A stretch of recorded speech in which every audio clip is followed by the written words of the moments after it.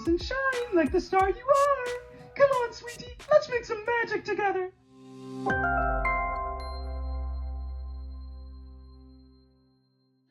Let's go to Magic Kingdom. I haven't been to Magic Kingdom in a little bit, so super excited.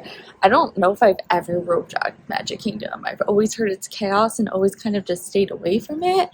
But yeah, also, I don't think I ever finished the video from yesterday, so I'm so sorry. It's been so crazy. It's my two nieces' first time at Disney, so not your traditional type of video for sure. But thank you so much for watching. I'm happy to answer any questions you have down below.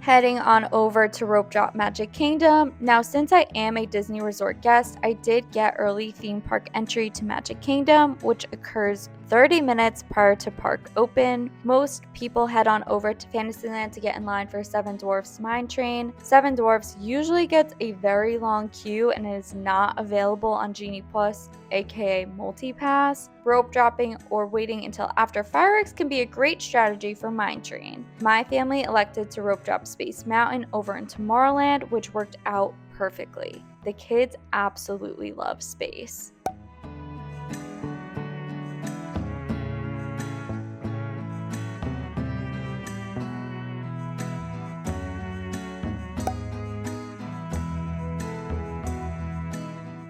After Space, we headed right on over to Buzz Lightyear's Space Ranger Spin, and we were able to basically walk on the attraction without any issues. By the time we got off Buzz, the park was open and our virtual queue group for Tron was called.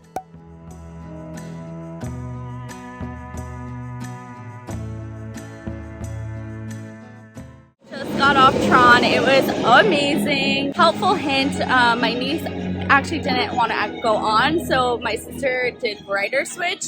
Even with a virtual queue, you can do rider switch. You just have to let the cast members at the front know. And my sister is going to ride with my brother-in-law now, but they get to go through the lightning lane since we just went through the virtual queue. So if you have little ones that see the ride and they get kind of scared, that's a good pro tip to use the rider switch feature. It really helps save down time and stress for the little ones too, because they don't want to ride. But Tron was awesome, 10 out of 10.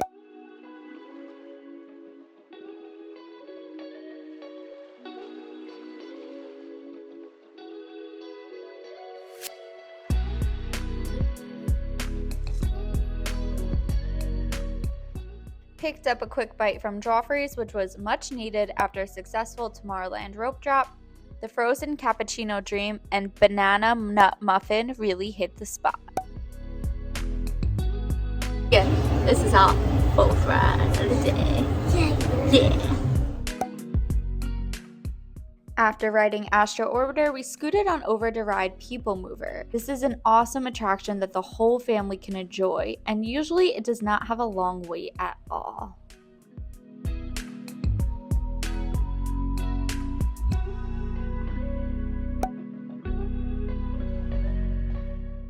From there, I was able to secure a lightning lane for Tomorrowland Speedway. Admittedly, this isn't my favorite attraction, but the unlicensed kiddos loved it. Took the kids for a quick spin on the teacups, then headed into Fantasyland for our Peter Pan's Flight Lightning Lane. I highly recommend prioritizing Peter Pan's Lightning Lane if it is a must-do. This attraction is incredibly popular and can have very high wait times.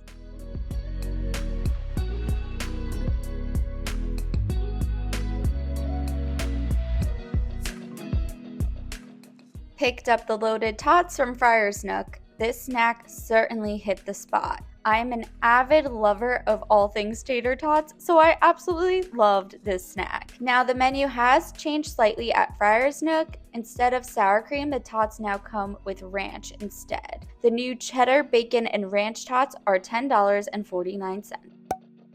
After a quick bite, we headed on over to the Many Adventures of Winnie the Pooh. I had a lightning lane ready to go for this family-friendly attraction.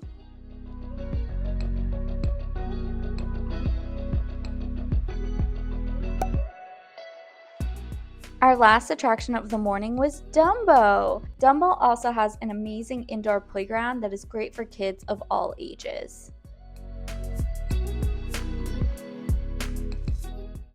Well, I'm just here with our mountain of pillows, but that was such a great morning at Magic Kingdom. We got over 10 rides done between the hours of 8:30 and 2 p.m., which is incredible. I think my nieces definitely needed a break. I think everyone needed a break. The park was crowded, like wait times were shooting up. Genie Plus was getting hard to snag, so I think it was the perfect time to head back to our resorts. I'm here at All Star Sports again. I ended up having a little bit of bus trouble for some reason. The poor bus driver could not get our name to display on the front of the bus. They're doing their best to get as many people around the parks as possible. I'm happy to be here. I'm actually going to be able to finish up the rest of the resort tour because I wasn't able to do it. The sun went down and we just like lost daylight, so I'm happy to be able to have that time to do that. I love this resort. Every time I come back, I'm just like, you know, it's like that relief, which is so nice. So after the bus dropped me off, I stopped by the food court and I ended up picking up 2 snacks. One was a cold brew, not the Joffrey's Shaken Jamaican, but the Joffrey's French roast with like, I think like a pump of vanilla in it. Hitting the spot because we're stacking lightning lanes and heading back to Magic Kingdom later tonight for some more rides and fireworks. So this is going to get me through. I'm actually kind of exhausted, so happy to have this. And then there were so many fun like treats and snacks, and like there was a cute thumper carrot cake that looked adorable, but honestly, I just wanted a cookie. It looked delicious. It's soft and M&Ms are just good. So I'm super happy with my snack choices. Gonna enjoy this, the AC, charge all the things, and we're gonna get going here in a little bit. So see you soon. Took a nice relaxing break from Magic Kingdom. Now we're on our way back to Magic Kingdom.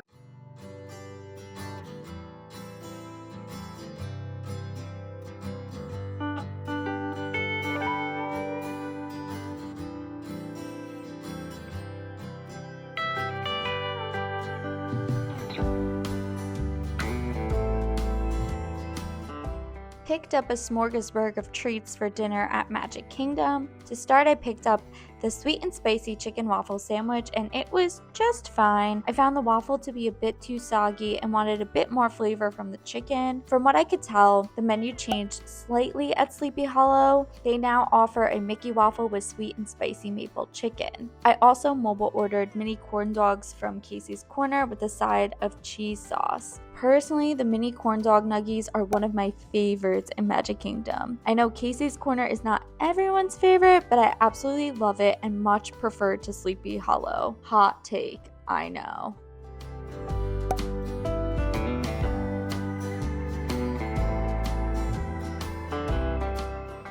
After we finished dinner, we headed on over to Ariel's castle to ride Under the Sea Journey of the Little Mermaid. This is a classic Disney dark ride that tells the story of the Little Mermaid.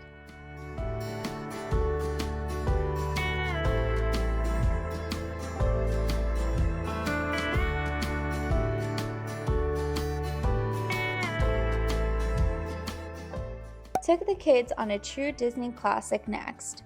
It's a Small World. Small World took a bit longer than anticipated, so we had to hurry on over to Haunted Mansion to get to our lightning lane on time. After riding Mansion, we went straight to the castle to watch fireworks and then scooted on over to Seven Dwarfs Mine Train right after fireworks. We had such an amazing day here at Magic Kingdom. It truly was so magical. Thank you so much for watching. If you enjoyed this video while you're watching, please don't forget to give this video a thumbs up and subscribe. Until next time, friends, I hope you have a magical rest of your day, and I will see you all later. Bye!